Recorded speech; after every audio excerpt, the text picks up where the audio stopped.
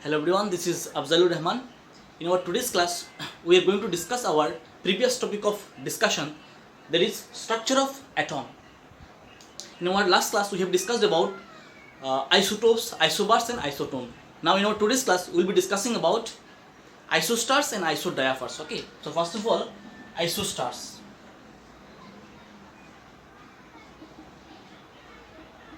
Okay, so what are isostars?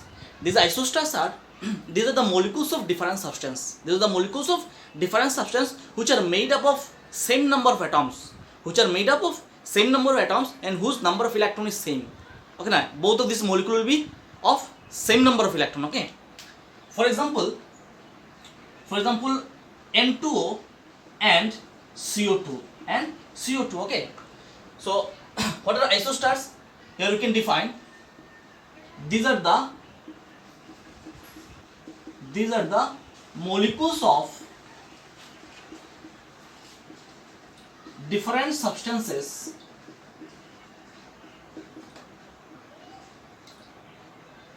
which are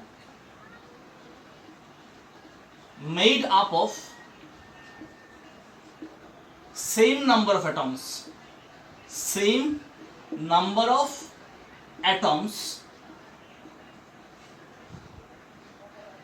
and also possess same number of electrons. Okay, so here you see, for example, N2O and CO2. Okay, now so these are the molecules of different substances which are made up of same number of atoms. Now here you see this N2 molecule, this is made up of 3 atoms, 2 nitrogen atom and one oxygen atom. Similarly CO2, this is also made up of 3 atoms, 1 carbon and 2 oxygen. Okay, so these are the molecules of different substance which are made up of same number of atoms and whose total number of electron is same. Means now if you calculate the number of electrons in case of N2O, okay, now what will be the number of electron in case of N2O? Here you see we have 2 nitrogen atoms. We know the atomic number of nitrogen is 7. Atomic number 7 means number of proton is 7. And if number of proton is 7, the number of electron will be 7. Okay, na? Because we know an atom as a whole is electrically neutral. Electrically neutral means number of protons and electrons is same. So if it contains 7 protons, it will contain 7 electrons also. Okay.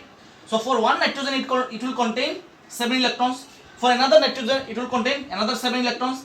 And for oxygen, the atomic number of oxygen is 8. So atomic number 8 means number of proton 8 means number of electrons is also 8. So 7 plus 7 plus 8, 14 plus 8 means 22. So this molecule contains 22 number of electrons. Now if you consider this one, CO2, how many electrons are there in this molecule? Here you see, for this carbon, atomic number 6. So it will have 6 electron.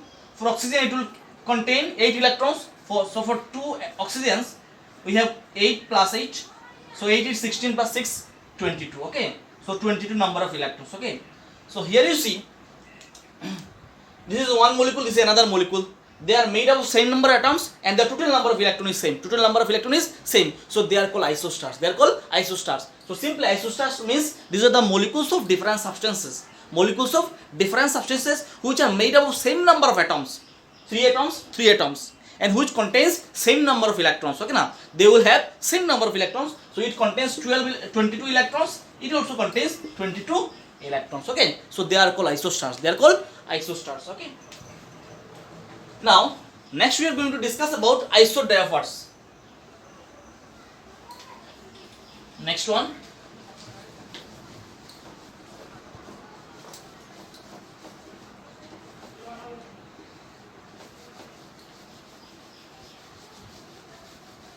isodiaphers. Okay,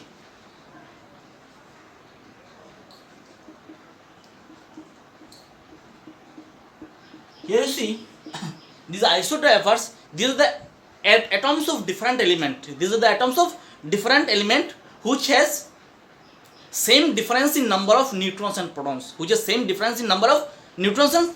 Okay, so I am writing the definition. These are the atoms of different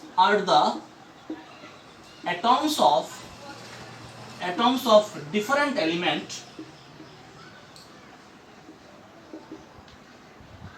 These atoms of different element which possess same difference in number of protons and neutrons.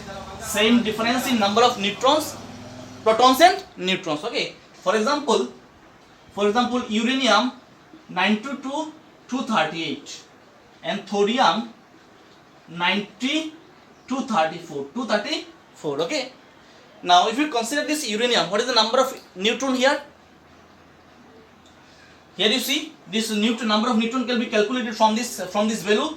And so this 238, this is the mass number minus atomic number. 238 minus 92. So what is the value? 238. Here you have 92. So here you have 6.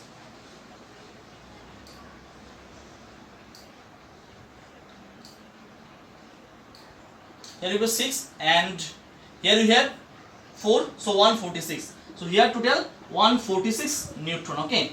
So this uranium contains 146 number of neutrons, and this will contain 234 minus 90 means it will contain 144 number of neutron. Okay. So here you see these isodiaphragms means these are the atoms of different element which possess same difference in number of protons and neutrons. Okay. So here we have got the neutron. The number of neutron is 146. So from 146, if you deduct this 92, what we will get? We will get here 4, 5. This we will get 54. For this one also, if you deduct this number of proton from this neutron, so what we will get? We will get 54. Okay. So here you see these are the atoms of different element which possess same difference in number of neutron and proton. Same difference in number of neutron and proton. For this one, it will contain 54 number of neutrons more than that of protons. It also contains 54 number of neutrons more than that of proton. Okay. Or these are the atoms of different element which possess same neutron excess. Okay. So it contains 54 number of excess neutron from this proton. This also contains 54 number of neutrons excess than that of protons. Okay. So they are called isodiaphers. Okay.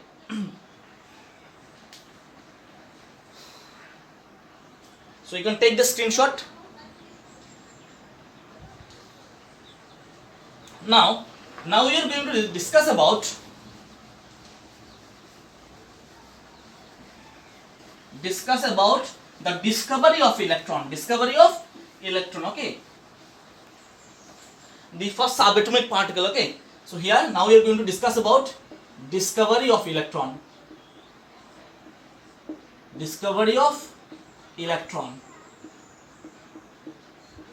Who discovered electron? You already know, I think. J.J. Thomson. J.J.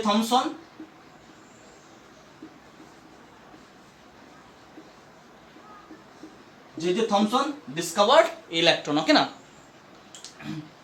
So J.J. Thomson discovered this electron by following his famous experiment. The name of this experiment is cathode ray discharge tube experiment. Okay. So I am writing here cathode ray discharge tube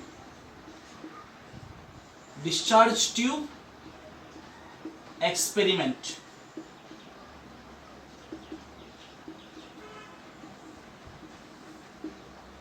Okay. So he did this experiment in the year of 1897. Okay. In that year he discovered this electron. Okay, now. So this J.J. Thomson, he was trying to find trying to determine the structure of this atom. Okay, now he was studying the structure and the properties of this atom. Okay, and he by following these experiments he discovered this electron. Okay, so he was performing this experiment, this cathode discharge tube experiment. In his experimental setup, he took one discharge tube. Okay, so here you see. Now question comes, what is this discharge tube? This discharge tube is a glass tube made up of hard glass. So this is discharge tube. Okay.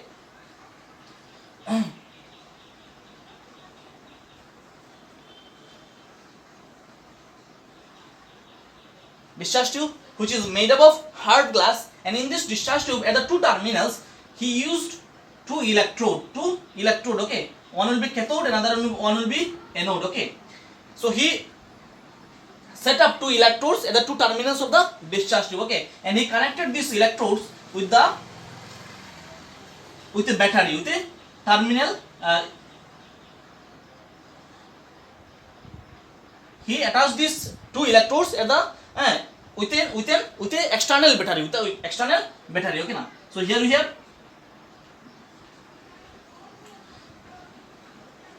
negative and negative pole, here we have positive pole, okay. The electrode which is connected to the negative pole of the battery will be called as cathode. So this will be considered as cathode, and the end or the electrode which is connected to the positive pole of the battery will be called as anode. So this is anode, okay. So this is the experimental setup of this that was carried out by J.J. Thomson, okay. So he took one discharge tube and he set up two electrodes at the two terminals of the discharge tube, and he connected these electrodes to the external battery, okay. And here you can see here you have vacuum pump, okay. So what is the purpose of vacuum pump, okay, or what is the purpose of this outlet? From this vacuum pump, with the help of this vacuum pump, he can maintain the pressure inside the discharge tube. Okay. After that, he filled this discharge tube with hydrogen gas. Okay. So here we have hydrogen gas.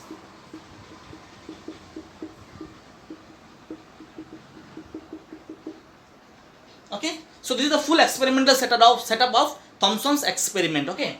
After that, what he did, he applied 100 volt. Applied the current of 100 volt, and he maintained the pressure inside the discharge tube as 1 atm, 1 atmospheric pressure, okay. And after applying this voltage, he found no observation. Okay. ये 100 volt apply करने के बाद Thompson को किसी observation नहीं मिला, okay. And he maintained 1 atmospheric pressure inside this discharge tube, okay. So after that, he increased the voltage up to 1000 volt, up to 1000 volt. And he further reduced the pressure up to 0.01 atm, okay. Then also he found no observation, okay. And after that, he increased the voltage up to 10,000 volt, and reduced the pressure up to 0.001 atm, 001 atmospheric pressure, okay. So up to this voltage, okay, in this high voltage, okay, now he found that some of the rays are originating from this electrode, from this cathode, and they are traveling towards anode. Okay. At this high voltage, he found that some of the rays are originating from this cathode, and they are traveling towards anode, towards this positive pole. Okay. So since he found these rays are originating from this cathode, so he named these rays. Okay, now. So here some rays will be originating, and they will migrate towards anode. Okay. So since he found these radiations are originating from the cathode, so he named these rays as cathode rays. Okay.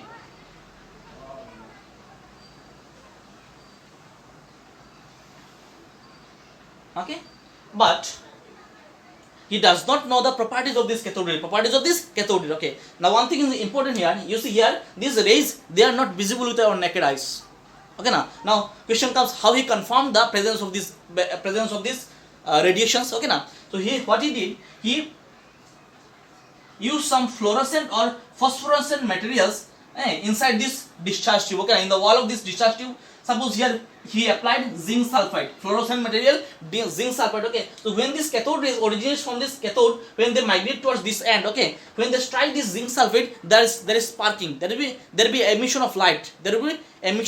Which confirms that some of the particles or some of the radiations, they are passing from this cathode and they are migrating towards this positive end. Okay, so when this cathode strike this zinc sulfide, there will be some spark or there will be some lightning. Okay, so which will indicate that some of the particles they are migrating in this direction. Okay, but he does not know the properties of this radiation. So what he did, he modified this discharge tube. Okay, so here you see, to know the exact nature of these particles, these radiations, okay, he modified this discharge tube and he again performed this experiment, okay. So here I am modifying this discharge tube here. Here you see he modified this discharge tube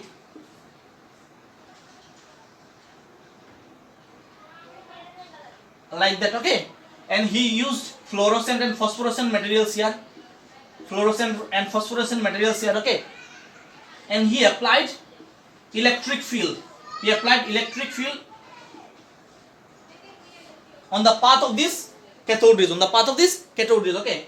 So after that he applied this electric high voltage current, and similarly some of the rays, they originate from this cathode and they will migrate from this from positive to negative pole, okay. But coming to this position, okay, now he found that these rays deflect in the positive direction, in the positive pole, okay. So they deflect in this direction, from which he confirmed that these particles may contain some negatively charged particles. These rays may contain some negatively charged particles. Now question comes, why negatively charged particles? Because we found that these particles, they are migrating or they are deflecting towards positive pole, and so which means it may contain some negative. So positive, negative, there will be some attraction, okay, now. So he found that these particles or these radiation, they migrate coming to this position, okay, now, in front of this positive and negative pole, okay, now. So he found that this cathode rays, they migrate towards positive pole, which indicates that these particles may contain some negatively charged particle, okay. So he named, so it may contain some negatively charged particles. So he named these negatively charged particles as negatrons, okay. And after that, this negatrons name is replaced by the name electron, okay. After that it is named as electrons, okay. It has been named as electrons, okay. So this is how this electron was discovered, okay. Now one thing is important here, you see.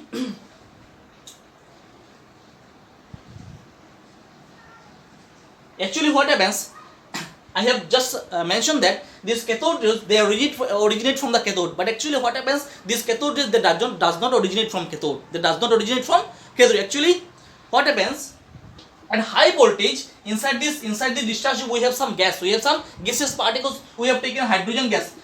Thomson considered this hydrogen gas. So inside this discharge tube, there will be some hydrogen atoms or hydrogen molecules, and with the application of this high voltage, there will be ionization of these hydrogen atoms or hydrogen molecules. Suppose if we consider this, here we have one hydrogen atom. So after ionization, what we will get? We will get H plus electron.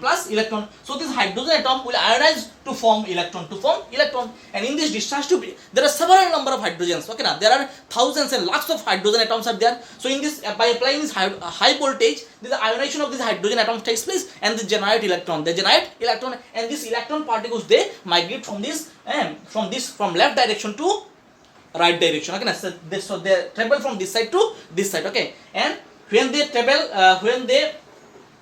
travel from left to right direction, okay, when they are in front of this electric pole, okay, na, they simply migrate towards the negative band, which indicates that they contain some negatively charged particle. This radiation contains some negatively charged particle, okay. So this is how these electrons were discovered, okay. First of all, these negatively charged particles were called as negatrons, and after that, this negatron name was replaced by the name electron, okay. So this is how this electron was discovered, okay. One important thing is that the properties of this cathode ray is that, here I am writing the properties, okay, now. Properties of cathode rays, okay, now. Properties of cathode rays, number one, these cathode rays, they always travel in a straight line. Okay, now. Always travel in a straight line. They always travel in a straight line. And number two,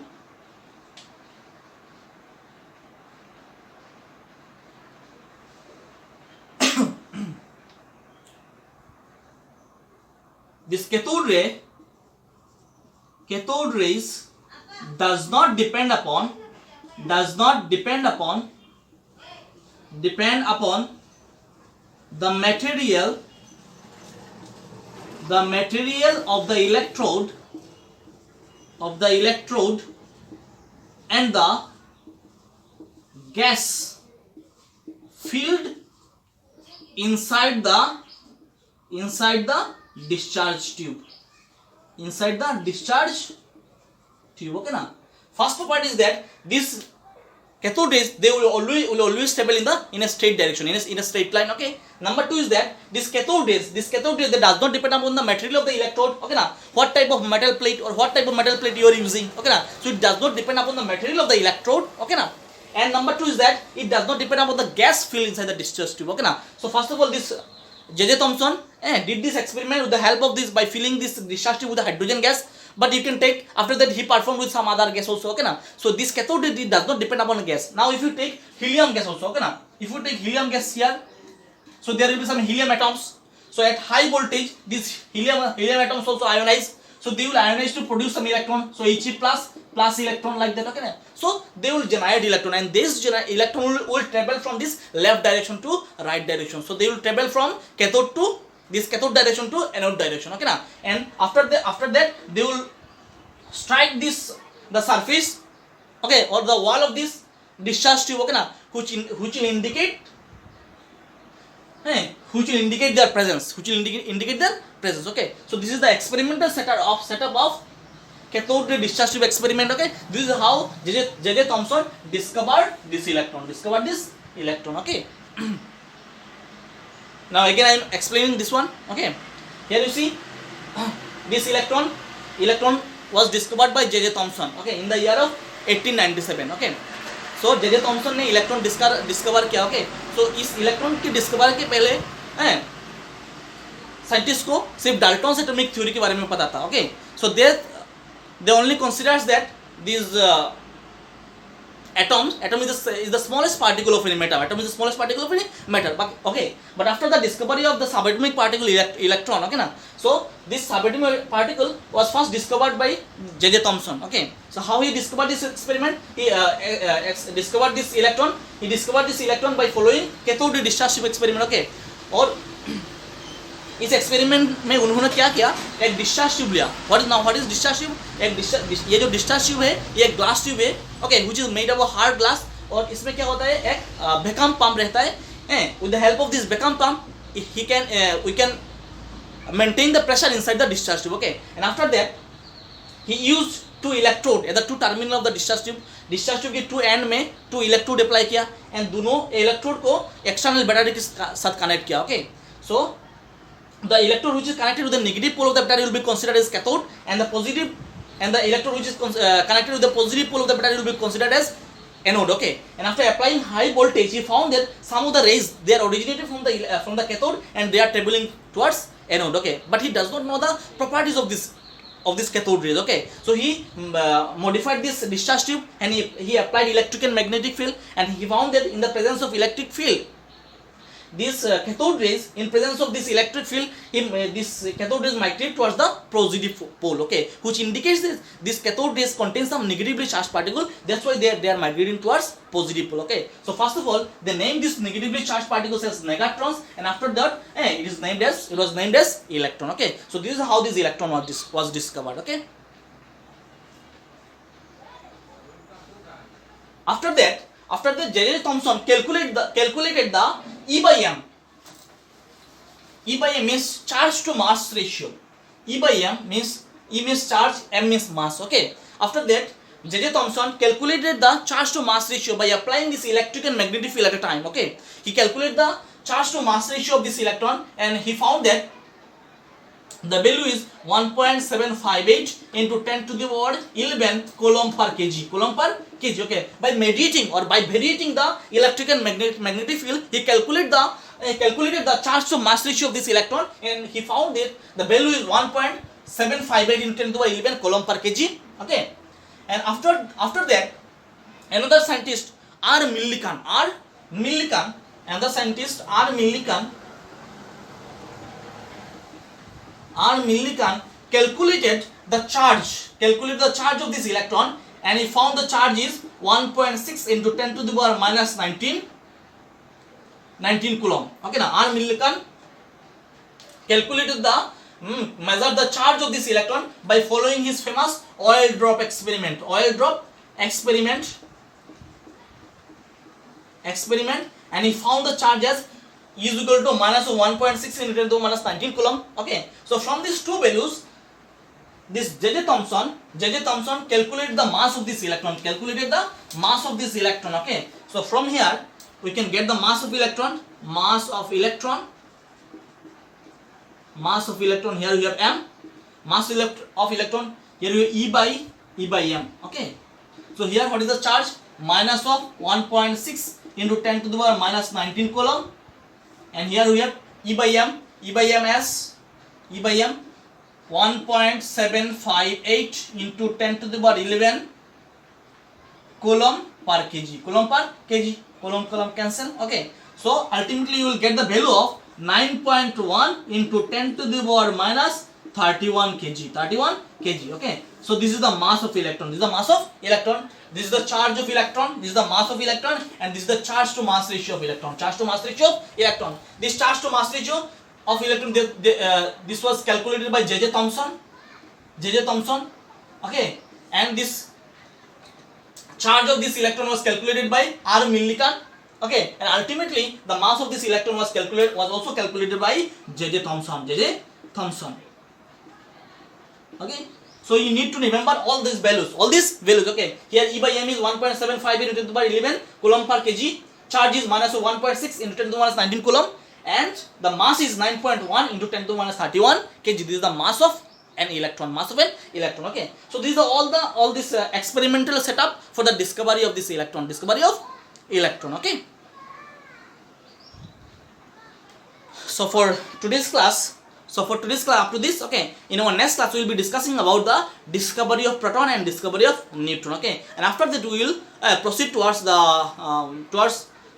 model of atom. Okay, J.J. Thomson's atomic model, Rutherford's atomic model, Bohr's atomic model, their limitation, okay, and other topics. Okay, so thank you everyone.